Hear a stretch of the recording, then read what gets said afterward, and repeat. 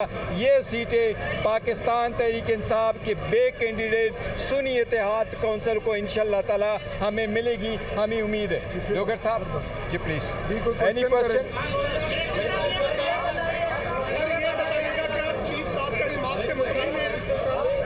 One person party election से मुतालिक आप उस पर मुतमईन हैं? देखिए, सुप्रीम कोर्ट की चीफ जस्टिस साहब हमारे इलेक्शन से मुतालिक जो भी ऑब्जर्वेशन देते वो उनकी ऑब्जर्वेशन ही है। उन्होंने जो डिसीजन देना था वो डिसीजन दे चुके हैं। उसके बारे में जो सुप्रीम कोर्ट की ऑब्जर्वेशंस थी हमने उनका दोबारा कंप्लाई किया बसद एहतराम, और इस बात के विदाउट प्रेजुडिस के हम उसके ख़िलाफ़ एक रिव्यू फाइल कर चुके हैं। लेकिन इन एनी केस हमने सुप्रीम कोर्ट के ऑर्डर को इन लेटर और स्पिरिट इम्प्लीमेंट किया है। हमने दोबारा इंट्रा पार्टीज़ इलेक्शन करवाए 3 तारीख को, 4 तारीख को हमने नोटिफाई कर लिए। अब 6 जून को वो दोबारा इलेक्शन कमीशन में के सामने हमारी इस्तदा है कि जो लोग हमारे बाद आए थे उन्होंने बाद में इलेक्शन किए और वो सारे बंद कमरों में इलेक्शन करते हैं, इनको सर्टिफिकेट मिले। हमें उम्मीद है इलेक्शन कमीशन से कि फाइनली ये 3rd टाइम आपने हमसे इलेक्शन करवाया, इसको आप एक्सेप्ट करें और हमें ये सर्टिफिकेट दे दें, ताकि आज जो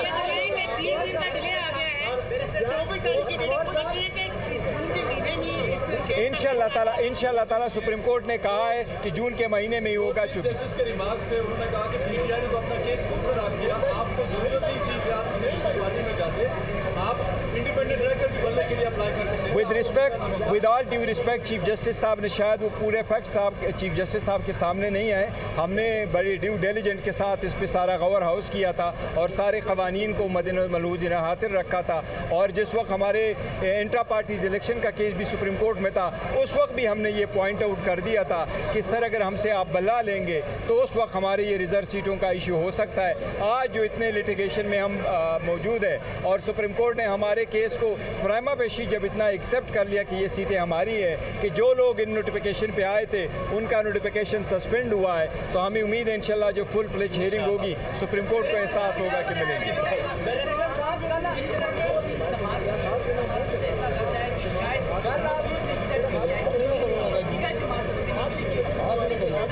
नहीं, सुप्रीम कोर्ट, मेरा नहीं ख्याल है सुप्रीम कोर्ट ये करेगी कि सीटें किसी को भी ना मिले। सीटें इंशाल्लाह हमें मिलेगी और हमें मिलनी चाहिए। दूसरी बात है कि इससे ईमान इनकम्प्लीट हो जाता है अगर आप ये सीटें फिल ना करें तो।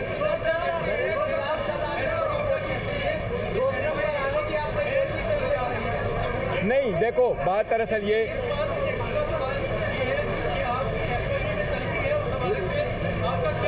वो हमने अपना स्टैंड उनको बताएंगे। जहाँ तक वो बेन के ताल्लुक है, मैं सिर्फ एक चीज़ बताऊँ, पाकिस्तान तहरीक इंसाफ पे ना कभी बेन का पहले कोई बात हुई है, ना अभी कोई बात हुई है, ना कोई ऐसे ग्राउंड्स मौजूद है जिस पे बेन है। पाकिस्तान तहरीक इंसाफ पाकिस्तान के 70% मुहब्बे वतन लोगों की जमात है। वो आवाम की उमंगी को तर्जुमानी करती है और बेहतरीन जमात है। इंशाअल्लाह ताला वो बरकरार ही रहेगी। आपने कोशिश की रोस्टम पर आके बोलने की, आपको ना बोलने की इजाज़त दी गई। देखो, वो जज साहिबान के सामने जो केस होता है उन्होंने पूछा, मैं उनकी असिस्टेंस करता हूं जो उनको किसी चीज़ की ज़रूरत थी। जिस तरह आज इन्होंने इंटरजेक्शन किया कि वो चाह रहे थे कि सुन्नी इत्तेहाद कौंसिल की पार्लियामेंट्री लीडर कौन है, तो जो केस पे सुप्रीम कोर्ट चाहते हैं, हम कोई इशू कोर्ट के साथ बेंच के साथ नहीं लेना चाहते। जैसे वो हमारी असिस्टेंस चाहिए हम देना चाहते ताकि लॉन्ग ओवर ड्यू जो इशू है ये ख़त्म हो जाए। इंशाल्लाह सही होगा। पीटीआई रहनुमा सुप्रीम कोर्ट के बाहर मीडिया से गुफ्तगू कर रहे थे और बैरिस्टर गौहर का ये कहना था कि उन्हें यकीन है कि मखसूस नशिस्तें पीटीआई को ही मिलेंगी। उन्होंने साथ साथ ये भी कहा कि पहले भी ये इशू डिस्कस हुआ था कि अगर पीटीआई से उसका मखसूस निशान लिया जाता है तो मखसूस नशिस्तों का मसला पैदा हो सकता है, लेकिन हमें ये यकीन है कि सुप्रीम कोर्ट की हियरिंग के बाद ये मसला हल हो जाएगा।